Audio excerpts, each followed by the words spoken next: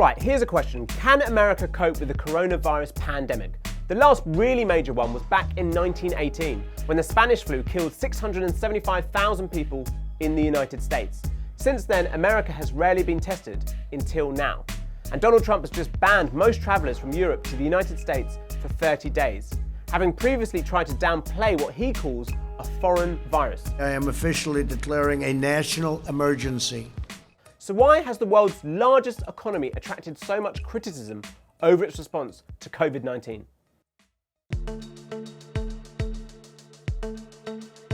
Right, this is a big test for President Trump in his re-election year, an opportunity for him to show strength during a crisis.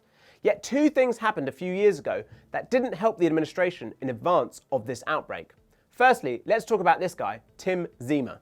He used to be the head of global health security on the National Security Council. Basically, he and a group of experts would coordinate responses to outbreaks. He was in charge of, for example, the president's malaria initiative.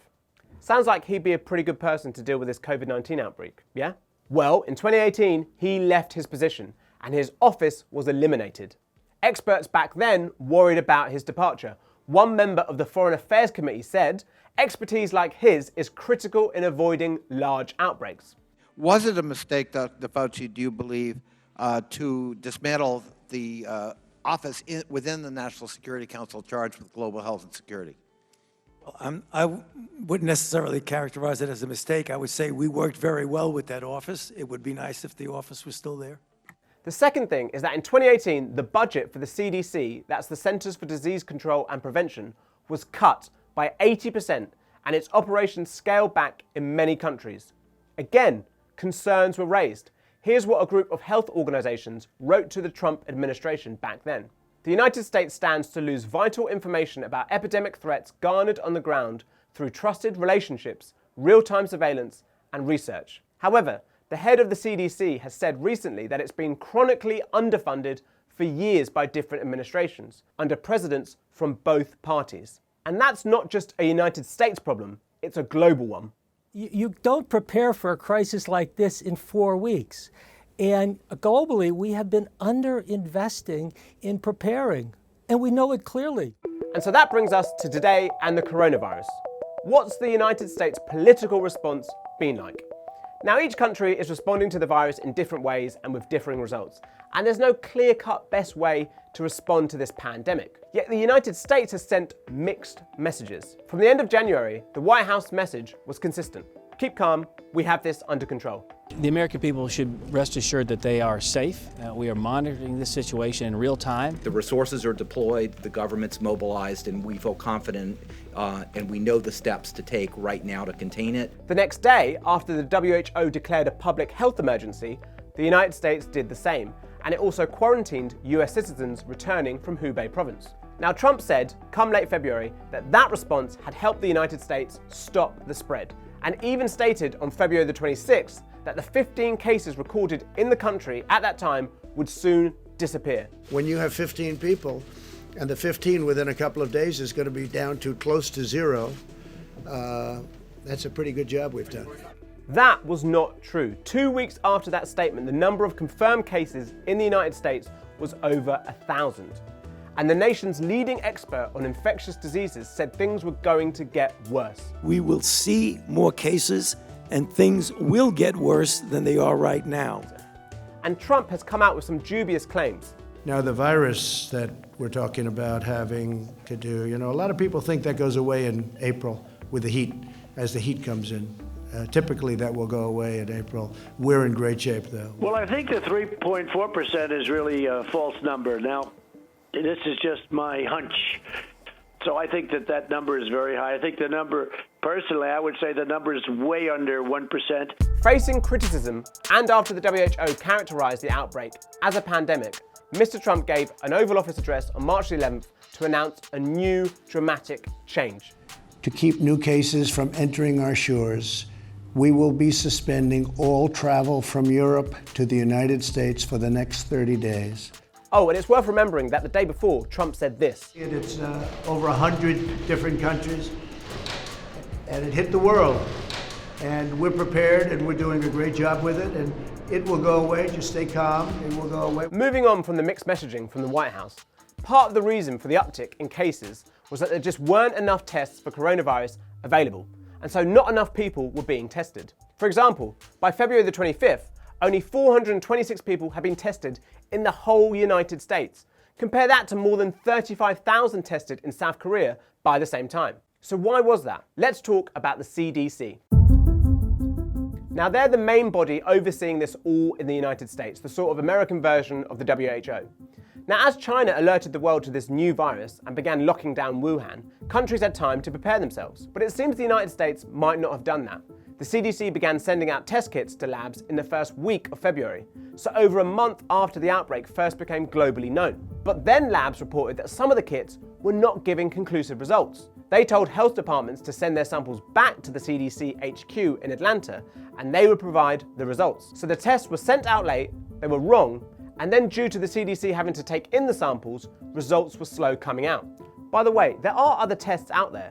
China can test up to 1.6 million people with theirs, and German labs publish their own version, which the WHO uses.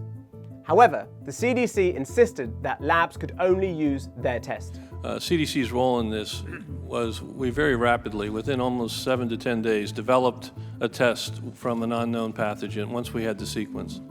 During that process of quality control, we found out one of the reagents wasn't working appropriately, and we had to modify that with the FDA. That took several weeks to get that completed. But the test was always available in Atlanta.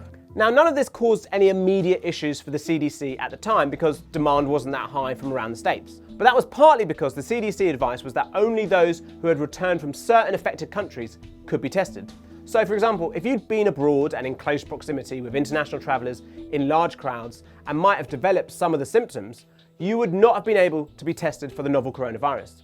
Health experts were calling on the CDC to change this advice, and they finally got their wish on March the 4th, when it was announced that anyone who wants a coronavirus test may get one if a doctor agrees. But with that came more demand and more pressure on a system that was still not ready, and states have complained that they are still waiting for tests. We still have a very limited number of tests overall. One letter from a New York official said, "The slow federal action on this matter has impeded our ability to beat back this epidemic." The system is not really geared to what we need right now, what you are asking for.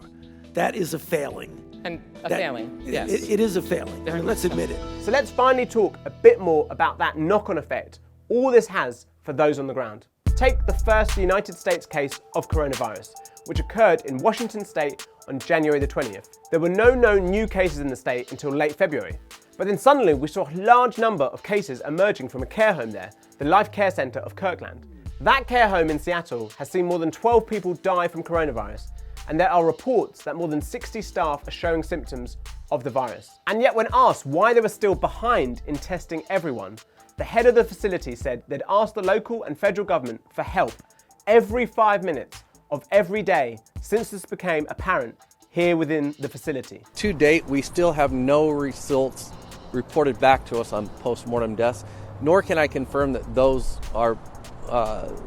those patients are being actively tested. As people and politicians became more frustrated by the government and the CDC, Donald Trump did sign an emergency bill on March the 6th that provided $8.3 billion to health officials and to support research and vaccine development. And Mike Pence has said that health insurance companies will waive copays for testing and cover the cost of treatment for the novel coronavirus. You need to make a commitment to the American people so they come in to get tested. You can operationalize the payment structure tomorrow. I think you're an excellent questioner, so my answer is yes. Excellent. Everybody in America hear that. You are eligible to go get tested for coronavirus and have that covered regardless of insurance. But the way the numbers went up so drastically and the struggle to contain it shows how bad the knock-on effect can be if testing is delayed and there is a problem getting kits out to people who need it. What we have then is a perfect storm of problems in the United States. A president with muddled messages, a CDC making errors, and all that feeding down to the state level. That's not to say every other country is better off than the United States. China has suppressed information, and its authoritarian regime can implement decisions aggressively. And Italy and Iran have struggled to deal with the outbreak. Indeed, would a mass lockdown of cities or towns or states earlier on have been helpful? Or would it have caused mass panic? There are lessons to be learned for many countries after this outbreak. And indeed, virus experts have for years been warning governments, politicians, us, that we just aren't prepared for something like this. And too often, we just throw money at these issues when they happen, rather than offering long-term solutions to deal with the next outbreak.